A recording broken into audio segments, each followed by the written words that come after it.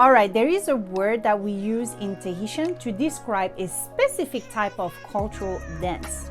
And this type of dance is performed with hand motions, with an upbeat rhythm, right? Do you know which one I'm talking about? Yes? No? All right, so it's called ʻAPARIMA.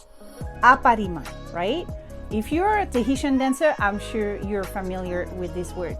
Now, let's practice today and figure out how to write the word ʻAPARIMA according to the Farivana. All right, so how do you write ʻAPARIMA in Tahitian? Let's look at these words. Do you write it like this? Nope. Do you write it like this? Nope. Do you write it like this? That is correct. All right, so if you want to learn more about Tahitian writing according to the Farivana, follow me for more.